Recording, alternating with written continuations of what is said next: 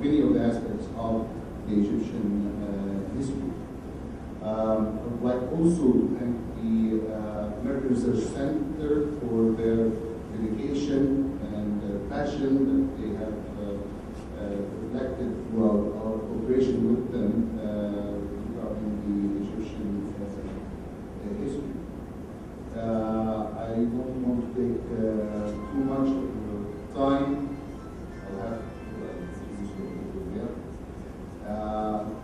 Before we hear from our guest speaker,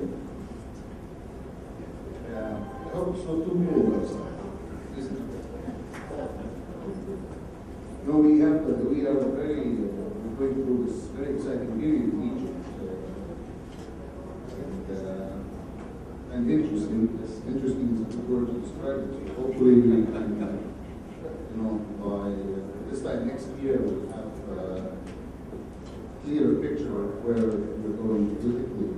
But one thing that's constant about Egypt will remain its history and its people. I think that's something that is important to keep in mind while we watch CNN and other interesting channels. I would like now to introduce Dr. Gabriel. I would like to start by expressing our appreciation here at the Embassy and the Cultural Educational Bureau for his continuous efforts in support of the work that we undertake in the cultural arena. I want to, without further ado, I would like to introduce Dr. Gabriel to give us more insight regarding the upcoming events of the American Research Center, and he will be introducing Dr. Jeremy Pope, who was our distinguished speaker for tonight. Thank you. Thank you, the Ambassador. His Excellency the Ambassador, for allowing us to have the presentation in the embassy. I would also thank Dr. Maha Kamil for sitting there. We have been cooperating with us so many years, and invited us so many times at the cultural attaché office. She's going to be gone, and we're going to have other activities at the end of the year, and she we'd like to give her a hand for that. For all the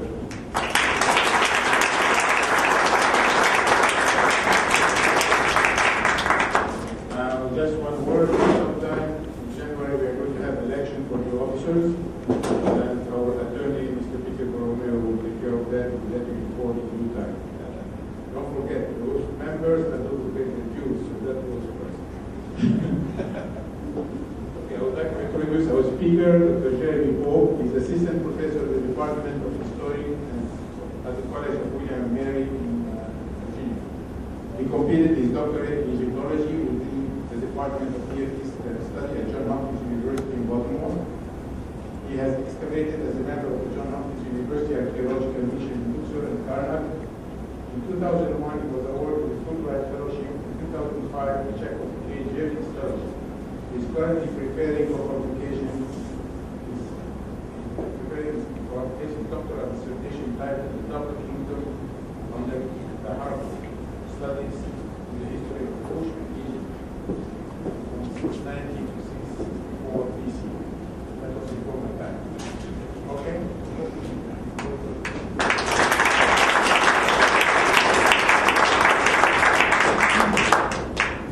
Thank you for that introduction. Thank you all for coming out tonight. During the 8th century BC, a new dynasty assumed political control of the Egyptian cities of Thebes and eventually Memphis, where they would lay claim to the title of king of Upper and Lower Egypt and rule the country for nearly a century as Manetho's 25th dynasty. The kings of this dynasty bore non-Egyptian personal names, and they hailed from Upper Nubia, more than 600 kilometers from the southern border of ancient Egypt. It was there in Upper Nubia that they would all be buried, and later Kushite inscriptions explicitly situate the birthplace of the dynasty's progenitor in that region. Upper Nubia was an environment in many ways distinct from that of Egypt. Whereas the Egyptian Nile consisted mostly of irrigated river basins enclosed by tracts of desert, the Upper Nubian Nile snaked its way through the African Sahel, where seasonal rainfall allowed for more dispersed settlement across a steppe environment. Upper Nubia was also the meeting place between speakers of the Afro-Asiatic language family, including Egyptians, and the Nilo-Saharan family, to which the modern Nubian language belongs. Current scholarly consensus holds that the non-Egyptian names of the kings of the 25th dynasty were specifically Nilo-Saharan names. Yet, these same kings consistently employed the Egyptian language in their inscriptions in both Egypt and in Nubia. And upon their monuments in each country, they demonstrated the pious devotion to Egypt's traditional gods. This combination of traits has generated a lively debate about the degree of Egyptianization in the 25th dynasty. How did the cultural and political outlook of these Nubian kings compare to that of earlier Egyptian pharaohs? Most of the published discussion thus far has focused upon cultural dimensions, and particularly upon the religious outlook of the Nubian kings.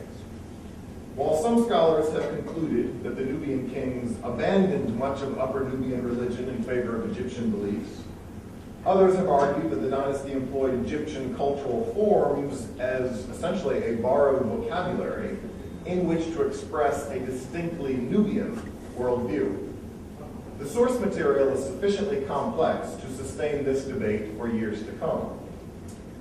By contrast, the question of the 25th dynasty's political outlook has received surprisingly little attention. In place of debate, the published literature presents a communist opinio. It was stated most decisively by Bruce Trigger more than 30 years ago. He wrote of the 25th dynasty in Nubia, "This period saw the development of a state-controlled economy, modeled along Egyptian lines, and no doubt administered by Egyptian or Egyptian-trained bureaucrats."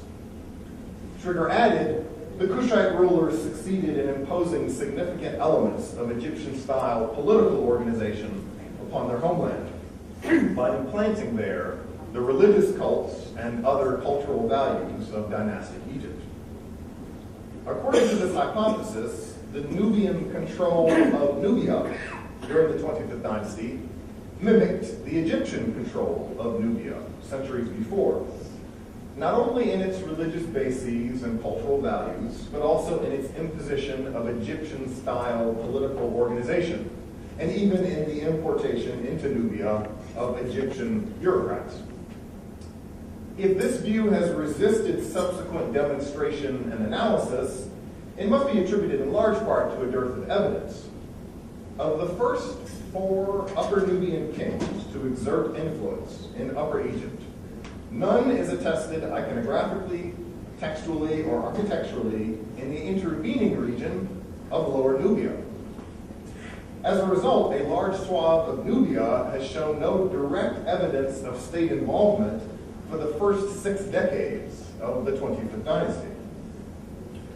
Yet the same cannot be said of the reign of Taharqa. Beginning in 690 BC, royal Nona of Taharqa are found upon monuments from the Sahel all the way to the Mediterranean. He remains the only king of the 25th dynasty whose name is found specifically in Lower Nubia. As a result, scholars looking to confirm Trigger's hypothesis have looked to the reign of Taharqa for evidence of the imposition of Egyptian-style bureaucracy in Lower Nubia.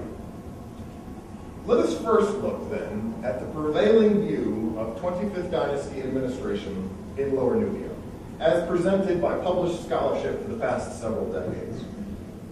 Across the works of several scholars, a complex edifice of historical interpretation has been constructed upon multiple pieces of evidence, beginning with a list of Taharqa's monuments in the region of Lower Nubia.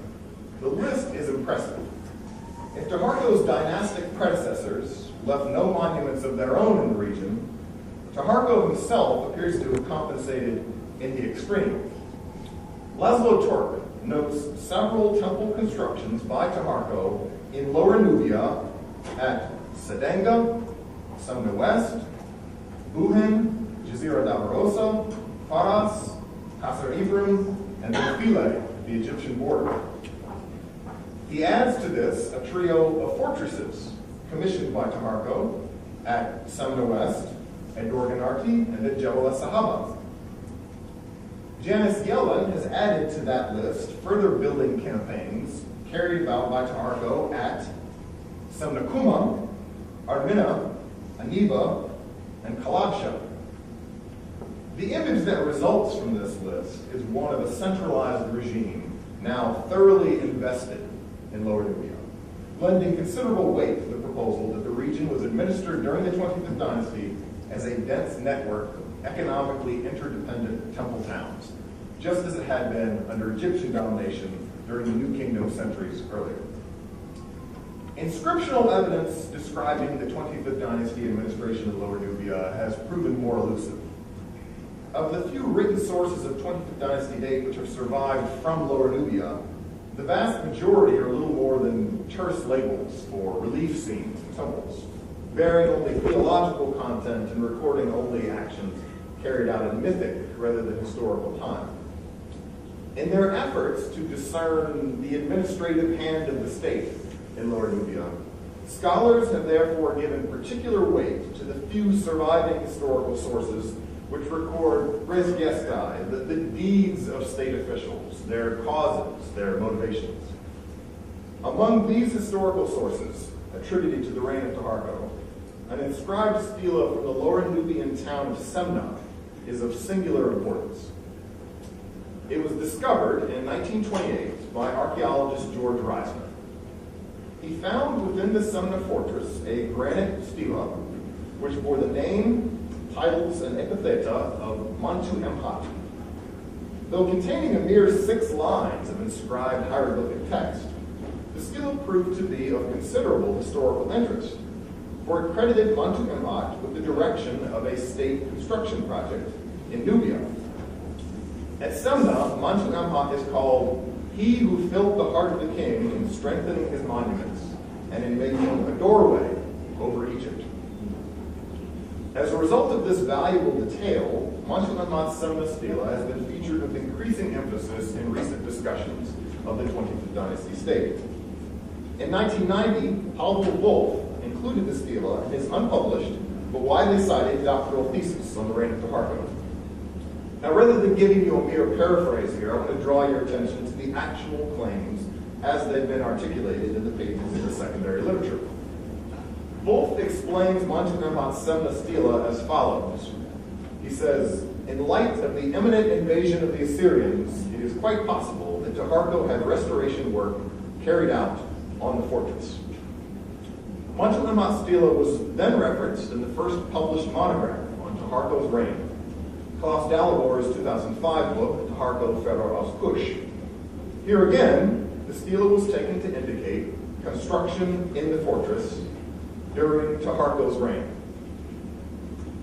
In Laszlo Turik's seminal study, The Kingdom of Kush, and more fully in his 2009 work on Lower Nubia, entitled Between Two Worlds, the Semna stela of Mantu Amat is now placed at the center of a nexus of historical deductions about the state structure, administrative system, and military policy of the 25th dynasty.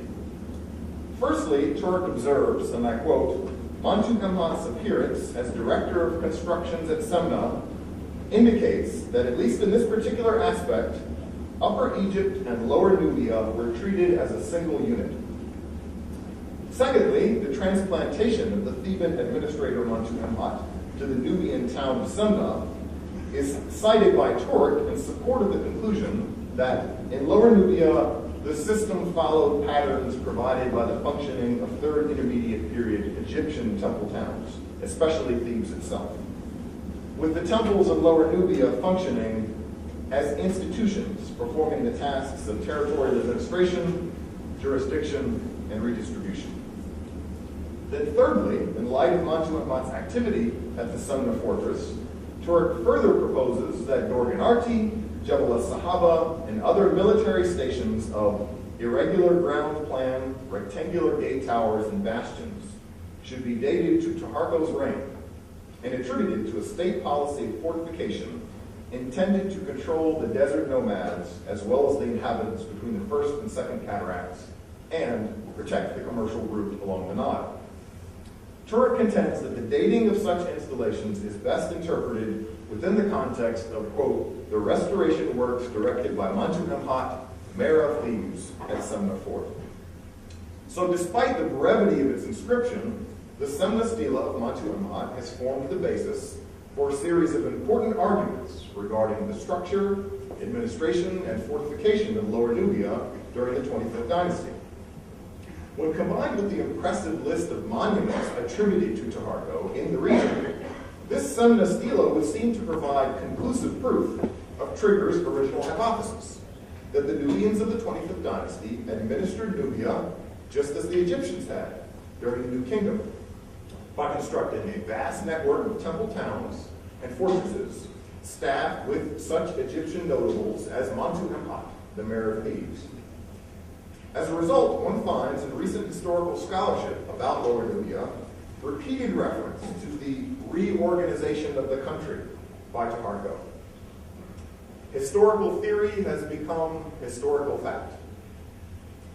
Yet the new orthodoxy is not so sound as it might first appear.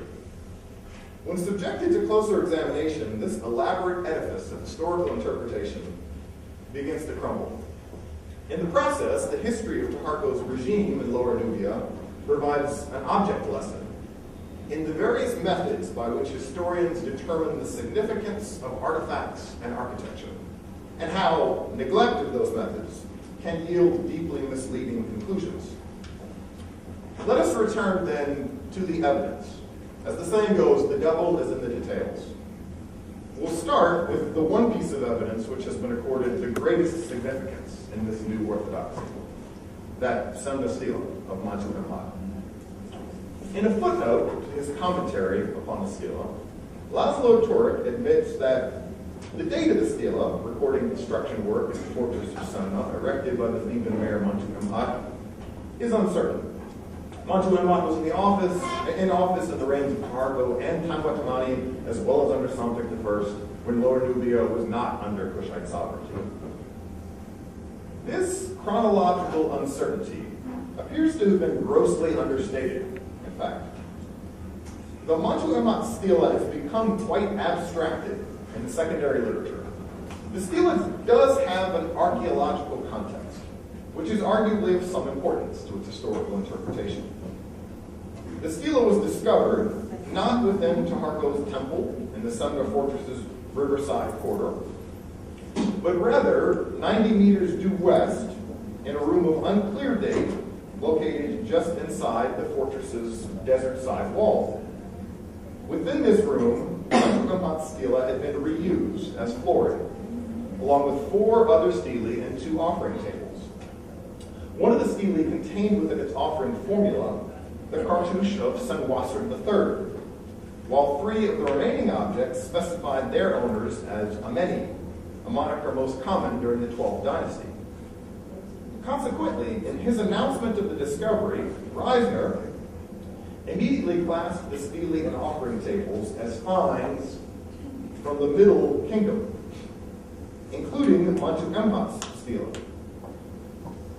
Such an attribution would date the Semna stela of Mantu Emhat at least 1,000 years before the reign of Taharqa, so that the Mantu Emhat in question would necessarily be an official of the early 2nd millennium BC, and decidedly not equivalent to the mayor of Thebes who bore that name during the middle of the 1st millennium BC. In subsequent published literature on Egypt's Middle Kingdom, the stela has been universally assigned, without controversy, the Middle Kingdom, by scholars such as Joseph Janssen, Gauge Dunham, William Kelly Simpson, Jean-Bert Doutet, Ron Leprechaun, Brigitte Gratien, Elke Blumenthal, Deborah Doxey, and Rainer Honig. The proposition that the stela belonged instead to the 25th dynasty thus appears to have been first introduced in Wolff's aforementioned dissertation of 1990. Though Wolff cited the earlier works of Janssen and Dunham, he neither challenged nor even acknowledged the Middle Kingdom date advocated for the stela in those publications. Wolff's dissertation then seems to have engendered a separate interpretive tradition. Mantu Emhat's stela henceforth became a topic of relevance to the 25th dynasty, and the authors who discussed it in this regard consistently cited only Wolff and the 2 publications which he had referenced, without mentioning the Middle Kingdom date advanced in those earlier works, or the rest of the literature published about the stela by Middle Kingdom scholars. In fact, the silence is mutual. Just as the 25th dynasty literature does not address any interpretations of the stela proposed by Middle Kingdom scholars, literature on the Middle Kingdom makes no reference to the fact that Mantu Emhat's stela has been simultaneously employed in the history of another period, indeed, of another millennium. As a result, for the past 20 years, the Semna stela of Mantu Emhat has led something of a double life, and remarkably, never the twain have met. Yet the 2 interpretations cannot be equally valid. As the stela shows no visible trace of either refacing or surcharging, it was inscribed either for an official named Mantu Emhat during the Middle Kingdom, or for Mantu Emhat, the mayor of Thebes, during the 25th dynasty, but not for both. One of these interpretations must be false, and consequently, any historical deductions that were built upon it must be re-examined. To test the validity of the threefold argument which Turk has constructed upon the Semna stela of Mantu Emhat, it's necessary to take a measure which has yet to be pursued in the literature on the 25th dynasty, namely, an examination of the stela itself. This is the Semna stela inscribed with the name of Mantu Emhat. It's housed today in the collection of Boston's Museum of Fine Arts. As many in this audience will immediately recognize, both Dalibor and Turk's attribution of the stela to the 25th dynasty can only be maintained if this stela were a work of archaism, because the object has been executed in thorough accordance with the dominant conventions of the Middle Kingdom. One observes, for instance, the omission of gods and goddesses from the scene, the complete absence of Mantu Emhat's family members, and the close arrangement of the offerings. All are fully consistent with the conventions of the Middle Kingdom. The slenderness of Mantu Emhat's limbs, his broad shoulders, and his minimal garment do not contradict that general time frame. Equally consistent with the Middle Kingdom date is the position of the accompanying text, entirely above and beside the stela scene, rather than below it. The inscription is etched in sunken relief and reads as follows: "The hereditary nobleman, mayor, seal-bearer of the king of Lower Egypt, the sole companion, open of face in the council of the multitude while making the plan of the soldiers, precise to the king before his courtiers with regard to conquering the insurgents of Asia and the rebels of the lands of the northerners, whose products inundated the 2 lands, whose gifts made the palace festive, who equipped the estates of the one who advanced him, the one who distinguished him more than those who had been before him, who filled the heart of the king in strengthening his monuments and in making a doorway over Egypt. The seal-bearer of the king of Lower Egypt, the overseer of the army, Montu-Emhat, justified, possessor of honor. The writing of the inscription, its paleography, would be entirely at home in the Middle Kingdom, as would the grammar of the text. Its syntactic density of participles and infinitives typifies the genre of encomiastic autobiography that was especially popular during the Middle Kingdom. Likewise, the titles and epithets given to Montu-Emhat upon the stela were quite pedestrian for the Middle Kingdom, and they emphasized the values of vertical solidarity and loyalism that were characteristic of that era.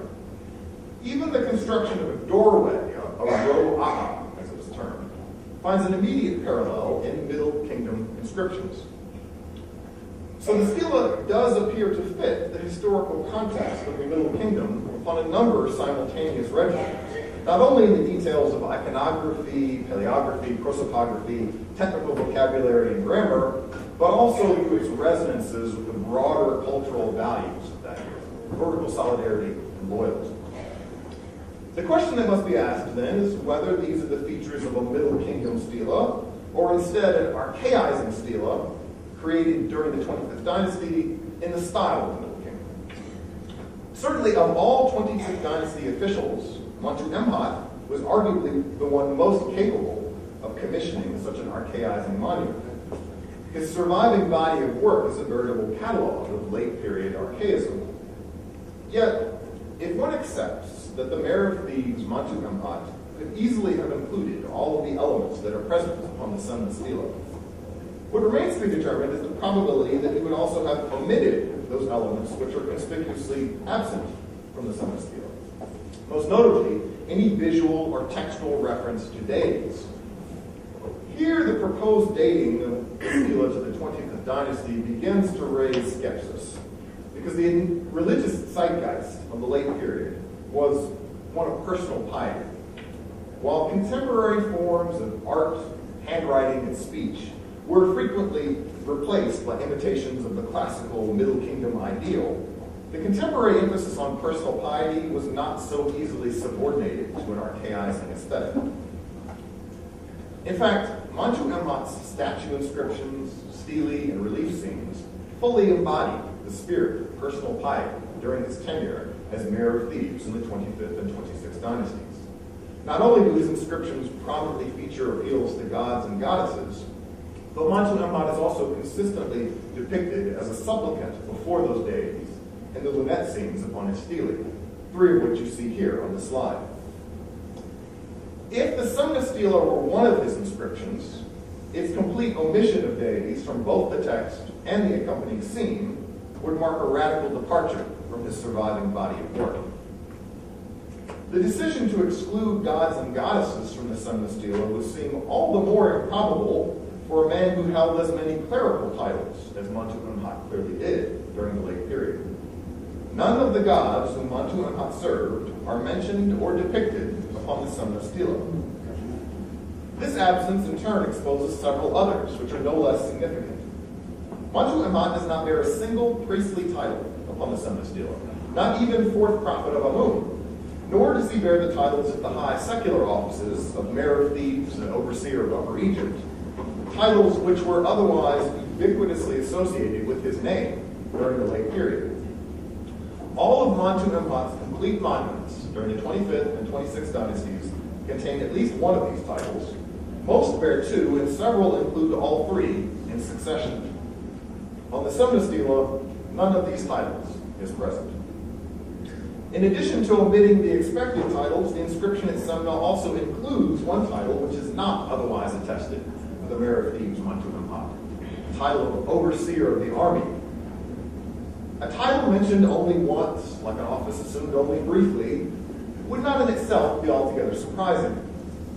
However, the title of Overseer of the Army would claim for Montu-Emhat a very different role than his offices as 4th prophet of Amun, Mayor of Thebes, or Overseer of Upper Egypt. It would render him a military official, as would the accompanying epithet in line 1, opened a face in the council of the multitude while making the plan of the soldiers. Mantu Imhat's so-called crypt inscription in Karnak does credit him with defending Upper Egypt in the style of a nomarch, but nowhere is the mayor of Thebes, Mantu Imhat, credited with leading an army as its general, and certainly not with doing so in a foreign country. In support of the assumption that the mayor of Thebes, Mantu Imhat, held authority beyond Upper Egypt, Turek proposes a parallel for the Semna stela, another stela in the Cairo Museum, which Turek claims shows Mantu Imhat as the northern vizier.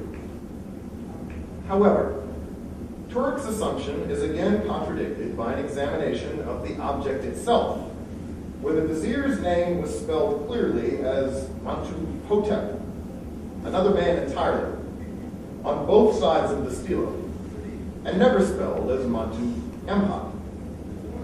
By contrast, the distribution of monuments for Mantu Imhat, the mayor of Thebes, gives no reason to doubt the testimony of his Berlin statue, which places the southern boundary of his authority at Elephantine. From there, Semna was another 270 kilometers south as the crow flies. Semna was also located within a very different cultural context.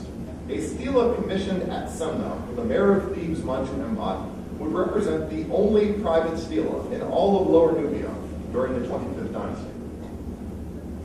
Wolf, Dalibor, and Turek's proposed assignment of the Semna stela to the 25th dynasty would thus require the historian to accept a formidable list of assumptions: that the mayor of Thebes, Mantu Imhat, modestly understated his domain upon his Berlin statue, that he became a general in charge of troops at Semna, though he had never held military office before, that he left the only private stela in all of Lower Nubia during that era, that he eschewed his usual titles at Semna, that he equally jettisoned all signs of personal piety within the inscription, and that he chose to render this autobiographical inscription not only in the artistic style and textual conventions of the Middle Kingdom, but also in complete accordance with the cultural values that had characterized that era more than a millennium before.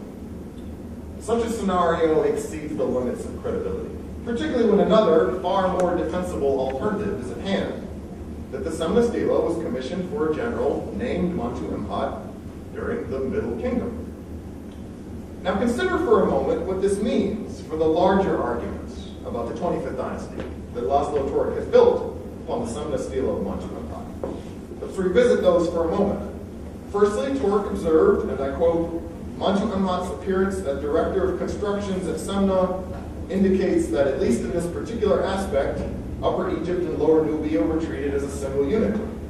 Secondly, the transplantation of the Theban administrator Mantu Imhat to the Nubian town of Semna is cited in support of the conclusion that in Lower Nubia, the system followed patterns provided by the functioning of Third Intermediate Period Egyptian temple towns, especially Thebes itself, with the temples in Lower Nubia functioning as, quote, institutions performing the tasks of territorial administration, jurisdiction, and redistribution. Thirdly, in light of Mantu Imhat's supposed activity at the Semna fortress, Turek proposed that Dorganarti, Jebel as-Sahaba, and other military stations of a regular ground plan, rectangular gate towers, and bastions should be dated to Tuharko's reign and attributed to a state policy of fortification intended to control the desert nomads as well as the inhabitants between the First and Second Cataracts and protect the commercial route along the Nile.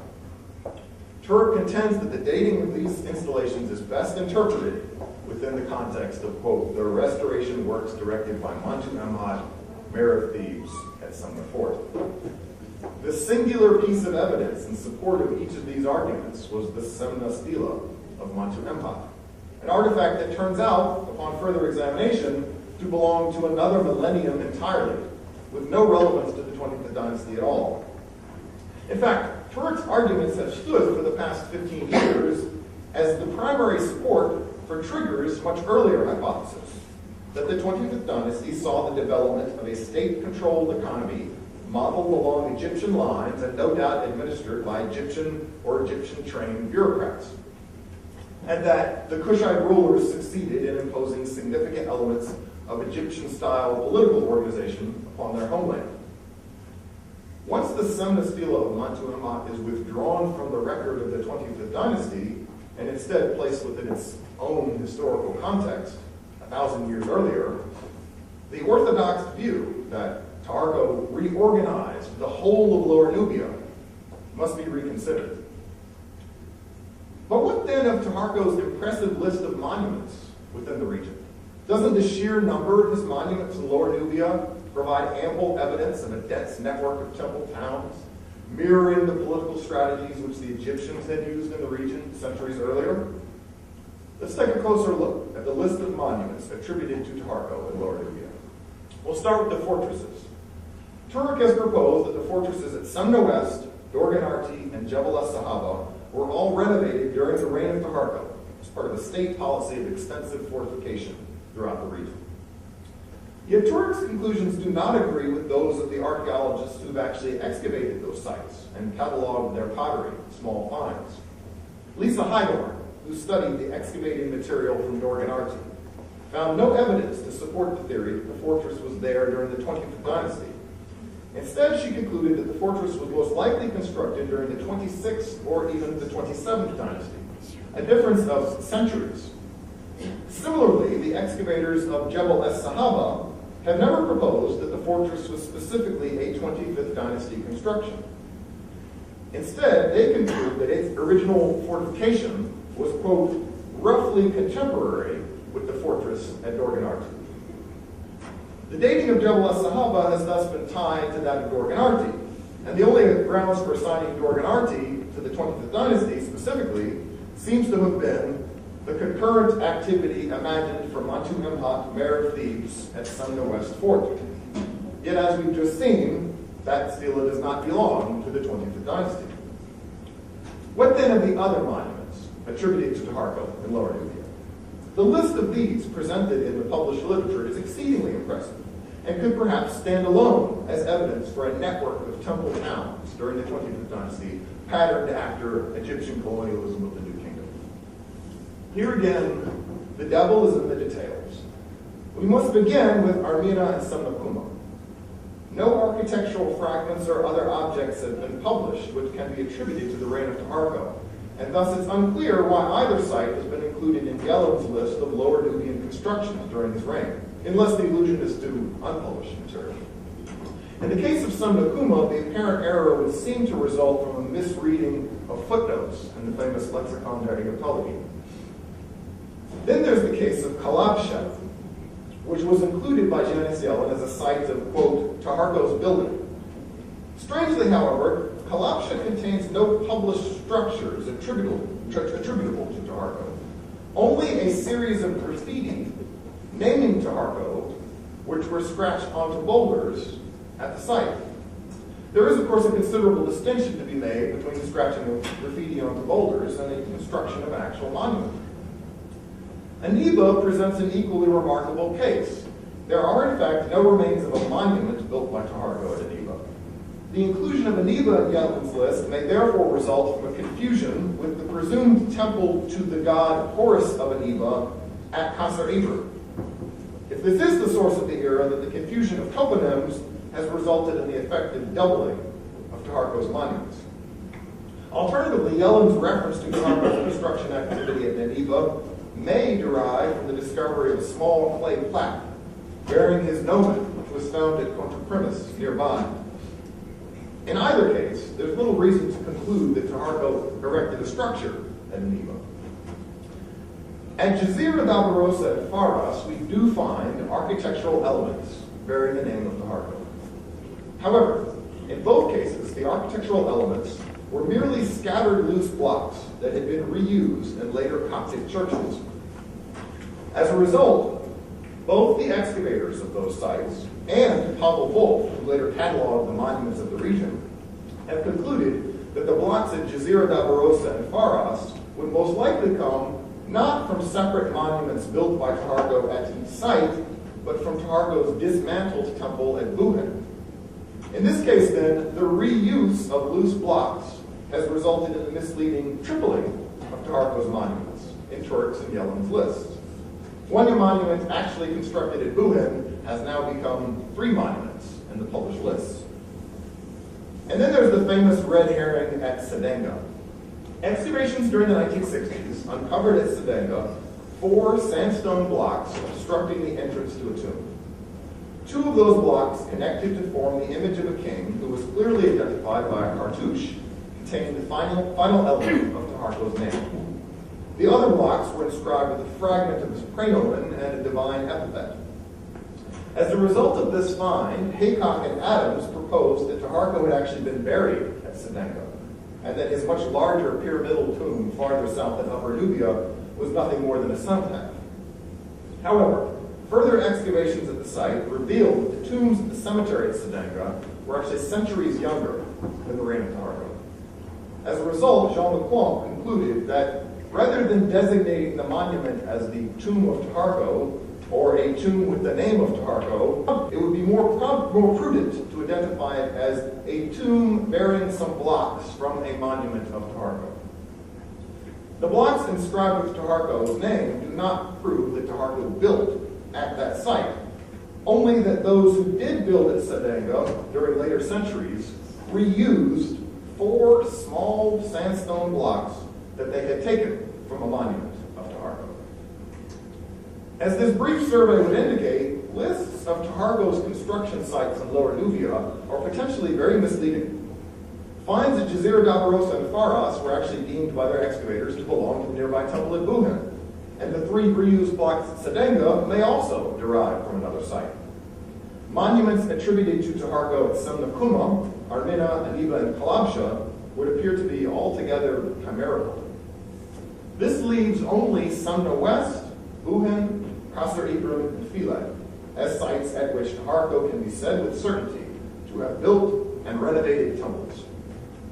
At these 4 remaining sites, excavations have found sufficient evidence to support the conclusion that Taharko commissioned some building activity. At Sumna West, it was a small mud brick temple with sandstone elements and an altar. At Buhin, it was sandstone renovations by Taharko upon an earlier monument of Thutmose III. At Qasr Ibrim, it was a small mud brick temple with a plastered interior painted with beautiful murals. And at Philae, a collection of sizable sandstone blocks with a large granite stand inscribed with the name of Taharko. So it would appear that our initially quite impressive list of monuments has now dwindled to just 4. These remaining sites have certain features in common. Buhin, Qasr Ibrim, and Sumna West had all been previously fortified in earlier centuries. And Buhin and Qasr Ibrim were both associated with cults devoted to the Nubian forms of the god Horus. Perhaps most significantly, however, Sumna West, Buhin, Qasr Ibrim, and Philae were all particularly well situated for access to long-distance trade. Sumna West at the narrowest point of riverine passage, Buhin on a spur of the desert road passing through the western desert, Qasr Ibrim near the Nile juncture with the Korosko Road passing through the eastern desert, and Philae as the final port of entry into Egyptian territory. These 4 remaining Lower Nubian sites also share certain absences which would appear equally significant. Among the 4, only Qasr Ibrim is easily associated with concentrated settlement during the 25th dynasty. And none of the 4 sites contains historical inscriptions or other royal stelae showing an investment of state resources comparable to that manifested in Upper Nubia. Finally, none of these sites bears evidence of a single literate administrator outside of the artist responsible for temple decoration. While this building activity shows that Taharko did not completely neglect Lower Nubia to quite the extent of his immediate dynastic predecessors, his involvement in the region is still a far cry from the extensive network of temple towns established in Lower Nubia during the Egyptian colonialism of the New Kingdom. His building activity in Lower Nubia also pales in comparison to the attention which he himself lavished upon the cultic sites of Upper Nubia, Upper Egypt, and even distant Lower Egypt. And it's not merely the number of monuments which must be revised here, because the numbers affect the functions of these monuments. Barry Kemp has argued that the temple towns settled in Lower Nubia during the New Kingdom were heavily interdependent because the region was not one of high agricultural productivity. Consequently, they emerged as an administrative network. By contrast, the 25th dynasty's involvement in the region does not reflect such a network. Instead, sites appear to have been chosen according to their location for long-distance trade, and their cults served the promotion of ritual suzerainty, possibly in lieu of centralized administration. Between Egypt's New Kingdom colonialism and the activity attested for the 25th dynasty, there's a fundamental difference in state involvement within Lower Nubia, one suggestive of a parallel difference in political strategy. The evidence of Lower Nubia casts significant doubt upon the larger assumption that the 25th dynasty organized its polity on the model of New Kingdom Egypt. We would do well to be wary of the same assumption in other regions of the 25th dynasty state. The case of Lower Nubia thus serves as a cautionary example of just how far theories popularized in the secondary literature can become divorced from the primary source record. But of course, this is precisely why historians continue to write, to revisit the evidence, to question our assumptions, and to discern the gap between reputation and reality. Thank you.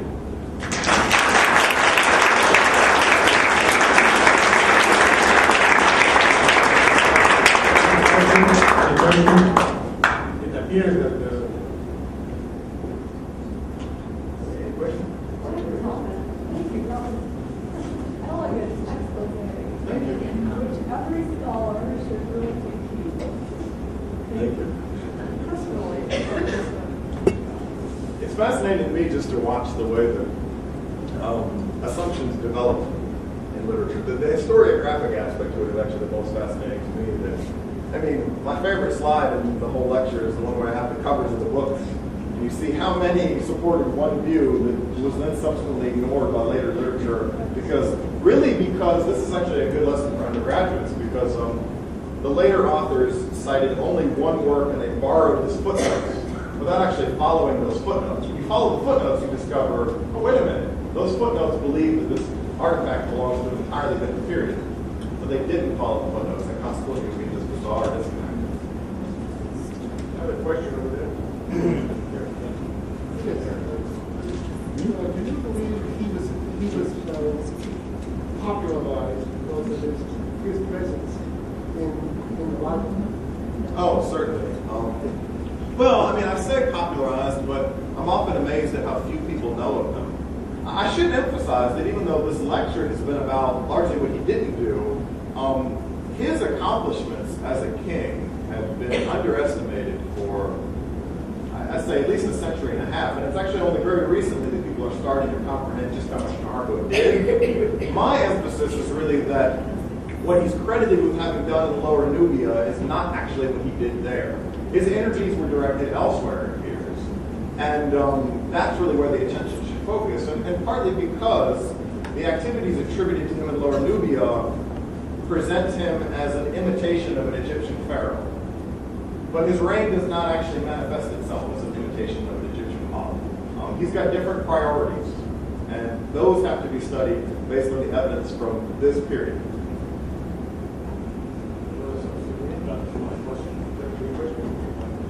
It appears that the Nubian had more buildings than we ever thought before. We never talked about that. Other things concentrated on Egyptian civilization only about Egyptian, but we never thought that Nubia occupied Egypt for 100 years. Yeah, and we're every year. Big builder, recycle building, the walls and everything. Yeah, and it should be emphasized also that our knowledge of the archaeology of Upper Nubia is still developing. It's quite obvious that Tamarko built quite a bit in Upper Nubia. We've had a disproportionate view thus far. We've known more about what he did in Lower Nubia, or what he didn't do in Lower Nubia, largely because it's been more excavated. But Upper Nubia, the archaeology of Upper Nubia is really in very much a developmental stage right now, and it seems seems that every year, to borrow a phrase from a colleague of mine, Tim Kendall, it seems that we are rewriting the ancient history of this country on a yearly basis. It's really that rapid. I am sure a lot of ancient buildings looking at going under the lake now. Yeah, certainly the lake. The lake is part of the reason why we can no longer visit many of the monuments, but it's also part of the reason why Lower Nubia is one of the better excavated regions of the world. Or I should say better, I should say more thoroughly, right? It was excavated by large numbers of people rushing in very fast to do it as quickly as possible. The material is now largely in museums to be revisited. So the question of the standards of excavation can be challenged, but it is a thoroughly excavated region, even though we've lost a lot of it. What were Taharqo's priorities and what distinguished him from the pharaoh? Well, from an Egyptian pharaoh, I would say that it looks like from his activities that he was most concerned with long-distance trade, and the phrase I would use is a bit anthropological, ritual suzerainty instead of territorial sovereignty. It doesn't look like he was concerned with tight administrative control across the region, across Egypt. It doesn't look like he tried to replace local small sort of pretender kings. He instead co-opted them. So Taharqo's policy in a place like Lower Egypt was not to get rid of people, and replace them with his own, but essentially to co-opt them through diplomacy.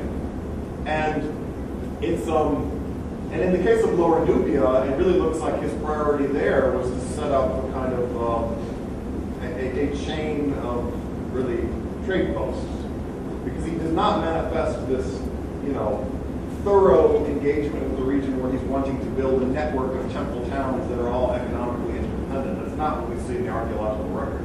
So that really is different than, say, the model of Thutmose III, right?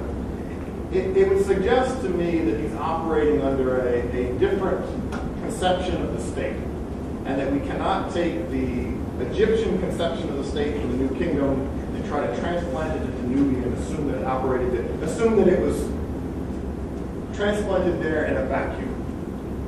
We have to look more broadly at the Sahel, forms of political organization that have prevailed in the Sahel over the millennia.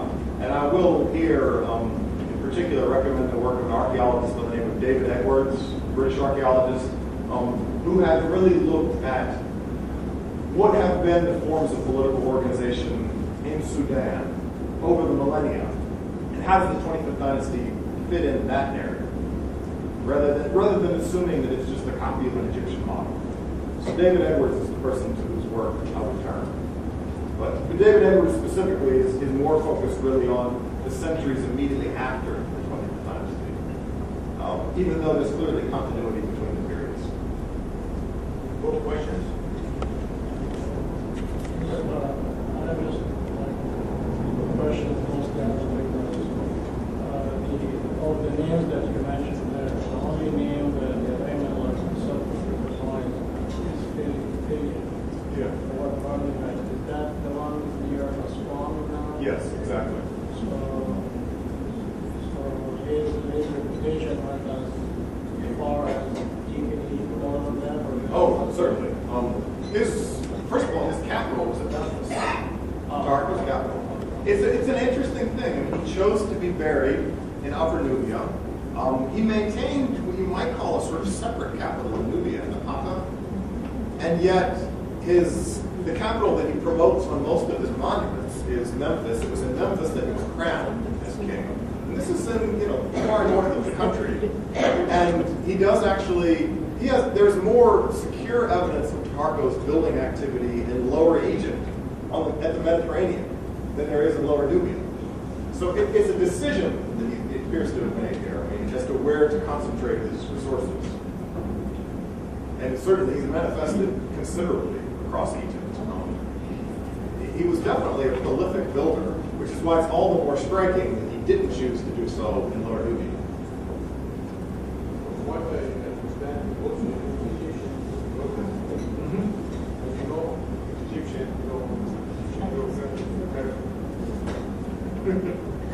No offense. I'm familiar. It's okay.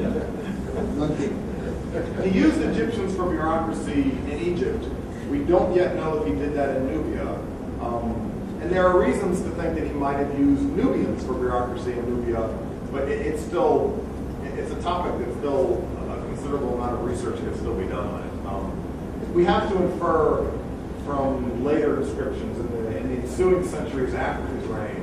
We do have inscriptions that actually name administrators, and they don't usually have Egyptian names.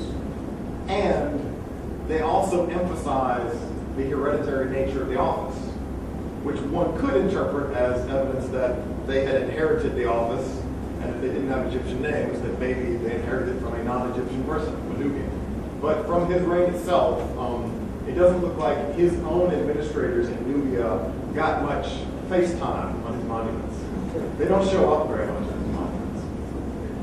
Thank you very much.